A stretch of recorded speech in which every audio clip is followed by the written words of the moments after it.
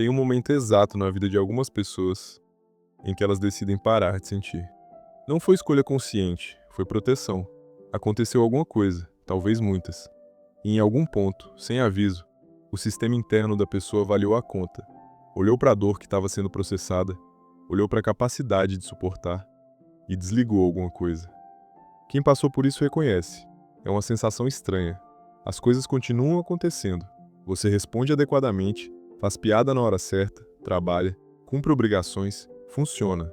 Mas alguma coisa por dentro fica em modo de espera. Como se você tivesse aprendido que sentir intensamente custa caro demais. Os outros olham e dizem que você é forte, que tem cabeça fria, que sabe lidar com pressão. Você sabe que não é exatamente isso. Você sabe que algo foi cortado para você poder continuar de pé. Existe uma palavra para essa condição. Foi um filósofo romano que viveu há 2000 anos quem chegou mais perto de descrevê-la. E existe um personagem de anime que carrega exatamente esse peso, em silêncio, há temporadas inteiras. A maioria das pessoas olha para ele e vê um guerreiro frio. Não é frieza, é outra coisa. E entender o que é pode mudar a forma como você olha para si mesmo. Se ainda não é inscrito, se inscreve.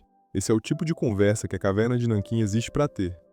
Levi Ackerman tem mais ou menos 30 e poucos anos. É o soldado mais habilidoso da humanidade dentro do universo de Attack on Titan. Mas isso não é o que importa para esse vídeo.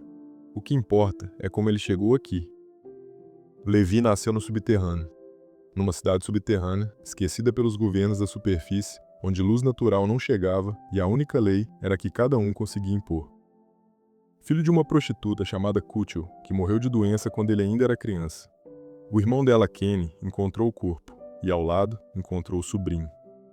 Kenny não era pai, não era cuidador. Era um assassino conhecido nos subterrâneos. Mas pegou o garoto, não por amor, para ensinar a sobreviver. Levi cresceu aprendendo que confiança em outros era luxo que ele não podia pagar, que pessoas desaparecem, que pessoas morrem, que pessoas vão embora sem avisar, e que o único jeito de continuar funcionando depois de cada perda era não permitir que a perda alcançasse o centro. Foi o primeiro desligamento. Anos depois, Levi entrou para o esquadrão de reconhecimento e pela primeira vez na vida encontrou pessoas que ele realmente passou a respeitar, que confiavam nele, que confiavam um no outro. Furlan, Isabel, os primeiros amigos verdadeiros. Morreram numa única missão, diante dos olhos dele. Levi continuou, funcionando. Anos depois, formou um esquadrão pessoal. Petra, Olu, Eld, Gunther. Soldados que ele treinou, que ele escolheu, que confiavam nele com a vida. Morreram em uma missão também, ao mesmo tempo, pelo Titã Fêmea. Levi encontrou os corpos, Petra encostada numa árvore. E continuou, funcionando. Anos depois ainda, na Batalha de Shiganshina, Levi quase perdeu Evan Smith, o comandante, provavelmente a única pessoa no mundo cuja morte ele ainda permitia que doesse. Evan estava ferido, morrendo, mas Levi tinha uma seringa de soro de titã, uma única, que poderia salvar uma pessoa. Tinha que escolher. Erwin ou Armin Allert. Erwin era o sonho dele. O único homem que tinha conseguido fazer Levi sentir alguma coisa parecida com esperança. Armin era um garoto que mal sabia comandar a si mesmo. Levi escolheu Armin. Não porque acreditava que Armin fosse melhor, porque Erwin já tinha pago, já tinha desistido, já tinha entregado tudo o que tinha. E a única coisa que Levi podia dar de volta a ele, depois de tudo que Erwin tinha sacrificado, era o descanso. Permitir que ele finalmente parasse. Levi escolheu deixar a pessoa que ele mais respeitava no mundo morrer, para que ela pudesse descansar. E continuou, funcionando. Aqui é onde a maioria das análises de Levi para. Falam dele como soldado, como prodígio, como o humano mais forte. Mas isso é descrever o sintoma. A doença é outra. Levi não é frio. Levi é alguém que aprendeu, muito cedo, que sentir custa demais. Tem uma cena específica que ninguém comenta o suficiente. Depois da morte do esquadrão dele, Petra, Olu, Eld, Gunther, Levi precisou continuar a missão. Capturar o Titã Fêmea, voltar para casa. Ele continua, cumpre o objetivo, faz tudo o que precisa fazer. E quando finalmente está sozinho, olha para o chão. e diz uma frase que praticamente nenhum personagem de anime já disse antes: "Eu não me arrependo." Não diz que não está sofrendo, não diz que está bem, diz que não se arrepende, porque sentir arrependimento exigiria entrar na dor. E entrar na dor não é uma opção quando a próxima batalha começa em algumas horas. Levi desenvolveu ao longo dos anos uma técnica psicológica específica. Ele não nega que perdeu pessoas. Ele não tenta esquecer. Ele não finge que está bem. Ele simplesmente recusa permitir que qualquer perda se torne um obstáculo para a ação seguinte. Cada morte vira combustível, não trauma, combustível. Quem nunca passou por isso vai chamar de força. Quem já passou sabe que é outra coisa. É uma forma de sobrevivência que tem um custo invisível. E esse custo é o que esse vídeo realmente quer entender. No século I da Era Comum, em Roma, viveu um filósofo chamado Lúcio Aneu Sêneca. Era senador, tutor do imperador Nero, um dos homens mais influentes do império. E também um dos mais miseráveis. Sêneca passou a vida inteira processando perda atrás de perda. Doença crônica que quase o matou várias vezes. Exílio, filho morto, esposa que tentou suicídio. E no fim, ordem para que ele próprio se matasse. Numa banheira, pelas próprias mãos. Ele escreveu sobre tudo isso. E o que escreveu virou uma das filosofias mais incompreendidas da história. Estoicismo. Quase todo mundo acha que estoicismo é não sentir nada. É exatamente o oposto. Sêneca dizia que o estoico sente tudo, mais profundamente inclusive. Porque o estoico não tem nenhuma das anestesias que a maioria das pessoas usa para evitar sentir. Ele não tem álcool, não tem distração, não tem ilusão de que o mundo é justo. O estoico olha para a perda de frente, aceita que ela vai acontecer, e mesmo assim, escolhe agir. A frase mais conhecida de Sêneca não é a que aparece nos posts motivacionais. É essa: não há para o homem qualquer prisão mais segura do que aquela que ele constrói com a própria razão. Traduzindo, cada pessoa cria, dentro de si, uma estrutura que define o que ela vai permitir que a afete. E essa estrutura, depois de pronta, vira uma cela. Você se protege, mas se isola. Você não sofre como antes, mas também não vive como antes.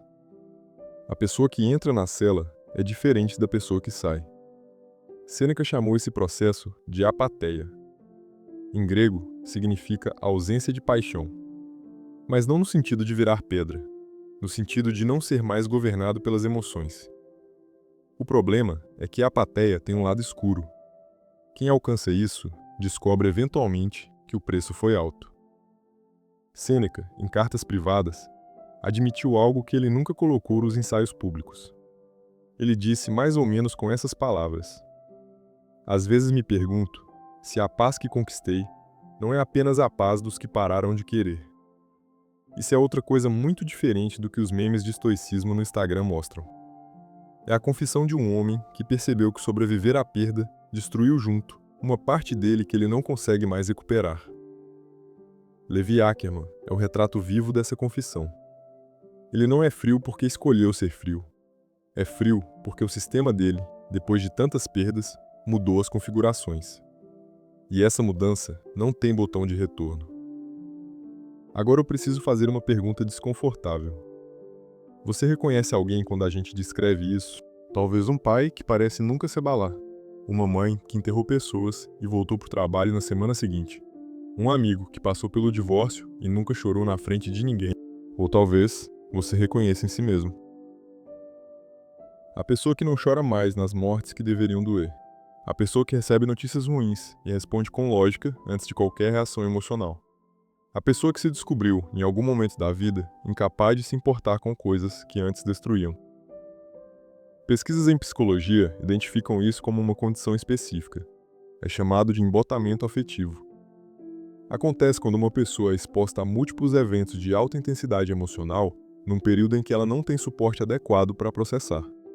O cérebro, vendo que a capacidade de processar foi excedida, faz uma escolha unilateral.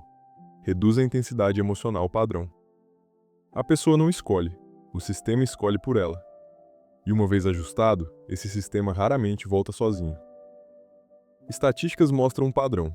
Profissionais que lidam com morte e crise rotineiramente Bombeiros, paramédicos, médicos de emergência, militares, desenvolvem essa condição em proporções significativamente maiores que a média. Não é defeito, é adaptação. É o sistema fazendo o que precisa fazer para que a pessoa consiga continuar funcionando.